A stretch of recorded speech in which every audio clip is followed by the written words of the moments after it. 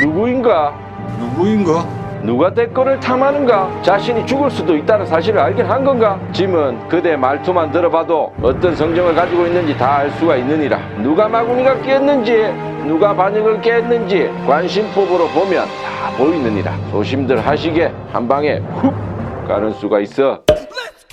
코로나 변이 바이러스 창궐의 무더운 여름 날씨 다들 힘드시죠? 그래도 건강 잘 챙기십시오. 더워도 다중시설에서는 늘 마스크 착용하시고요. TV 매일신문 야수가 2주 만에 또 찾아왔습니다. 바야흐로 대선 전국입니다. 주요 대선 주자들이 본격적으로 뛰고 있으니 아무래도 시선이 주목될 수밖에 없습니다. 집권 여당은 10월, 제1야당은 11월이면 당 대선 주자가 확정되는 경선 스케줄입니다. 잘 나가다 누가 자빠라질지, 누가 치고 올라갈지 참 궁금하기도 합니다. 그래서 오늘은 이 코너 애청자들에게 궁예로 변신한 오프닝에서 언급했듯이 주요 대선 주자들의 말투와 어법, 다소 격앙됐을 때 용어 선택 등을 중심으로 리더십 및 성격 분석을 해보겠습니다. 대상자 선정은 여야 구분 없이 현재 여론조사 지지율 3% 이상을 기준으로 삼겠습니다. 1위가 윤석열 30.3%, 2위가 이재명 25.4%, 3위 이낙연 19.3%, 4위 최재형 5.6%, 5위 추미애 3.4%, 6위 홍준표 3.3%입니다. 참고로 7위 유승민 2.3%, 8위 안철수 2.2% 순으로 랭크되어 있습니다. 자, 그럼 성대 나온 이 야수가 성대모사로 1위부터 6위까지 대선 주자들의 말하는 모양새를 한번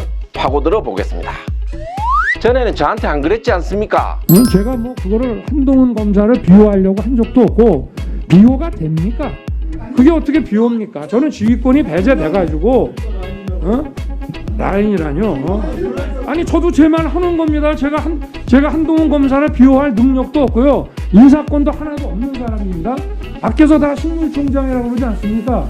제가 누구를 비호합니까? 비호가 되냐고요. 이게 뭐가 식물이 아닙니까? 인사권도 하나도 없는데 너무 어이가 없어서 그렇습니다. 네, 어이가 없습니다. 저는 현재 1위 윤석열 전 검찰총장 역시 보스 기질이 다분합니다. 범털이자 거물이 맞습니다. 말해서 절대 굴복하지 않으려는 의지가 느껴집니다. 상대의 질문을 맞받아 대차게 공격하는 기질도 강하고요. 만약 대선 토론회가 있다면 흥미지수는 이빠이 올라갈 것 같습니다. 그런데 다소 대쪽 같지만 검찰 특유의 그 공격적인 추궁하려는 말투는 온화함과는 거리가 있어 보입니다. 바지를 한 번 더 내릴까요? 이거 하고 더 이상 하지 마.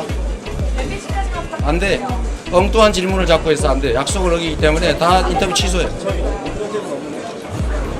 자, 여기까지만 하고 이것도 인터뷰하다가 딴 얘기하면 내가 끊어버릴 거야 지금. 아니 내가 끊어버릴 거야. 예의가 없어. 아니 다른 거 다 하고 있어. 싹 다 하고 있어. 합니다.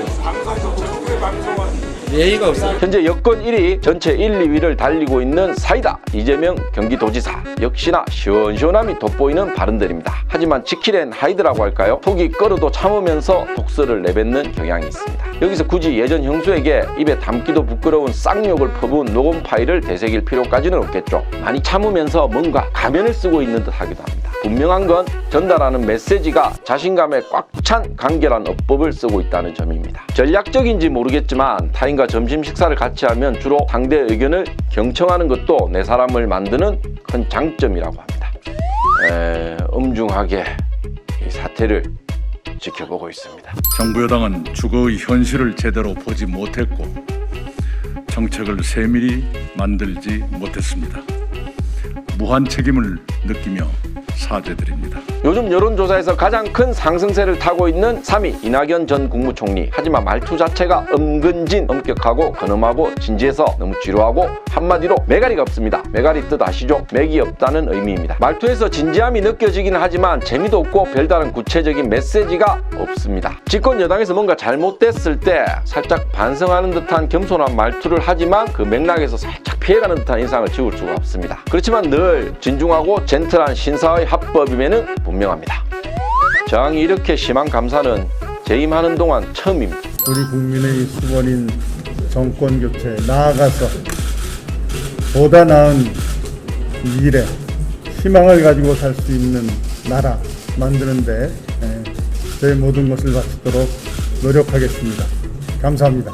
범야권 2위, 제1야당 1위, 전체 4위에 오른 최재형 전 감사원장. 절대 오버하는 화법은 아닙니다. 진정성이 느껴지고 평범하지만 신뢰감이 갑니다. 최재형은 예측 가능한 행보대로 갈 것이란 것을 나지막한 말투 속에서 느낄 수가 있습니다. 조용하지만 출력이 센 벤츠 엔진이라고 할까요? 이 나라를 법과 제도 그리고 시스템 속에 차분하게 운영할 것이라는 확신마저 줍니다. 하지만 결정적인 단점, 말에 큰 희망과 역동성이 느껴지지 않습니다. 무엇보다 재미가 없죠. 윤석열, 이재명 캐릭터에 비하면 다이내믹한 전투력에서 떨어진다는 것도 사실입니다. 스텔스기처럼 어떻게 조용하게 대한민국 유권자들의 마음을 사로잡을지 한번 지켜보겠습니다.